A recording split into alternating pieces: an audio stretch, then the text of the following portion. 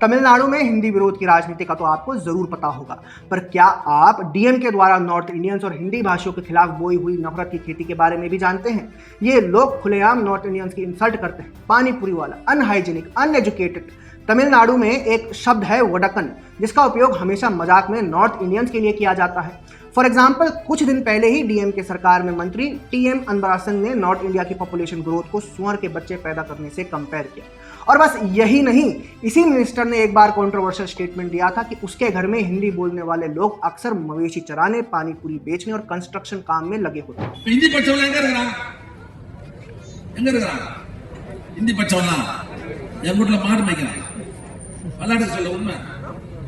இங்க பாடி போய் வைக்கிறான், கொத்து வேலை செய்யறான், ஆச்சார வேலை செய்யறான். நாம हिंदी படிச்சா வடநாட்டுக்கு தான் போய் பாடி போய் தான் சொன்னோம். डीएम के जनरल सेक्रेटरी और वाटर रिसोर्सेज मिनिस्टर दुराई मुरुगन ने एक वीडियो में हिंदी भाषा को पीड़ा बोला, जो एक तमिल स्लर है जिसका मतलब है बुरा शगुन। मैं इस मिनिस्टर के स्टेटमेंट को हिंदी में ट्रांसलेट करता हूँ। उस समय से हम इसका विरोध कर रहे हैं। अगर हम कहते हैं कि हम विरोध कर रहे हैं तो ये भाषा का विरोध नहीं है। हमारे समुदाय में ऐसे लोग हैं जो कई भाषाएं सीखते हैं, बहुभाषी कवि। हालांकि यदि आप इस विशेष भाषा का अध्ययन करते हैं तो आपको दोष, थिटु और दुर्भाग्य का सामना करना पड़ेगा। यदि आप अंग्रेजी पढ़ते हैं तो आप ऊपर जाएंगे, लेकिन यदि आप हिंदी पढ़ते हैं तो आप नीचे जाएंगे। अब आगे यही मिनिस्टर हिंदी भाषा की तुलना दूसरी बीवी से कर रहा है। सोचो, एक आदमी जो घर में अपनी बीवी के साथ बच्चे पैदा कर रहा है और एक सारकू ले आया है। समझ आया निहितार्थ? मानो वो दूसरी बीवी ले आया तो पहली बीवी का विशेष अधिकार चला जाएगा और दूसरी बीवी को प्राथमिकता मिलेगी। वैसे ही उसने क्या किया, उसने हम पर थोपने की कोशिश की और हमने कहा नहीं। इसके अलावा ये डीएम के मिनिस्टर नॉर्थ इंडियंस को जंगली बोलता है, उन्हें सुअर और सुअर के बच्चे भी बताता है।